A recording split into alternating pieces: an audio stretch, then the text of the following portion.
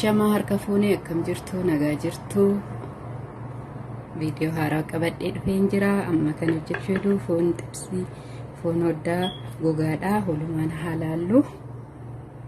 Amma baay'ee tokko zayitiin kiyya oo'ee jira suuqitti galfannee.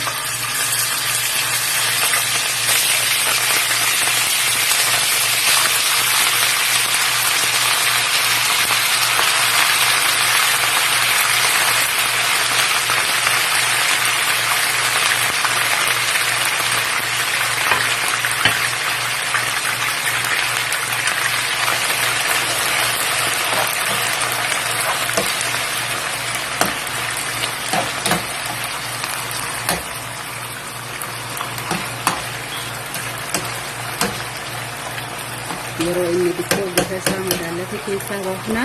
Amma kun akkuma argitan kana bifni isaa magaallatee jira. Amma irraa baasaa. Amma immoo maxxashaa biraatti kan ittiin xabbatu deebisee. Amma dura waan zayitiidhaan hin xabbafamneef amma immoo kan godhu qabu dhadhaa qofaadhaani.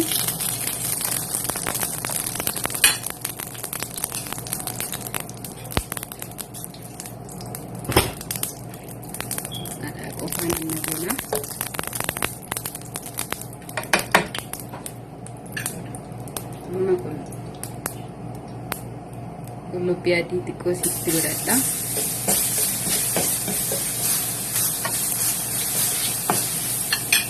Achiin booda shunkurtiitti godhadha.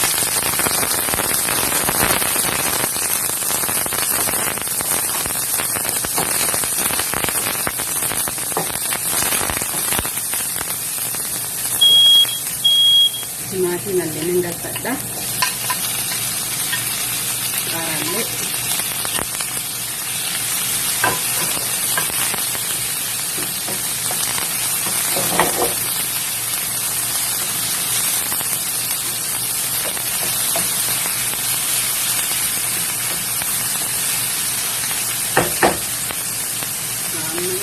kan itti galfadha.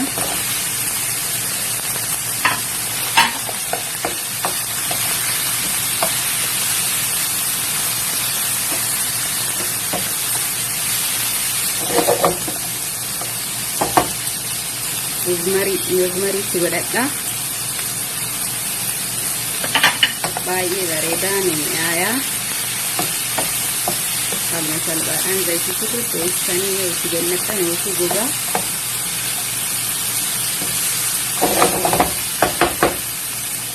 Soyaa soosii kan itti godhatanii alkoolii qabuudha. Baay'ee mi'eessaa. Bakka inni suuqii maraa ni jira. Laalaatii bitadhaatiin ittiin hojjedhaa ni mi'eessaa.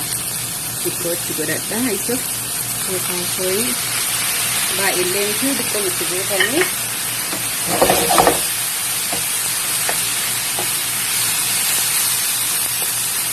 akkuma argitan kana itti gogaa baay'ee bareeduu jedheen jira.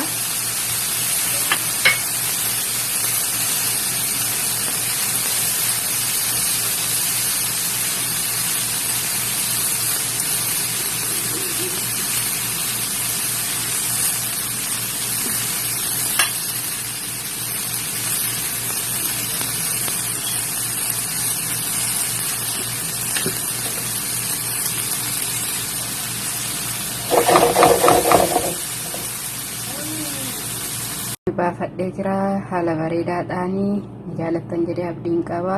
Baay'ee mi'aallee baay'ee bareedallee haaluma salphaadhaan osoo gaa nagaan naa tura. Hundi keessanuu haga viidiyoo biraatiin walitti deebinutti hundi keessanuu nagaan naa tura. Laayik, sheerii, sabskiraabii godhuu hin irraanfatinaa. Maatii koo ta'aadha. Nagaan naa tura. Koomentiillee kaa'aa waan isinitti fakkaate nagaan naa tura.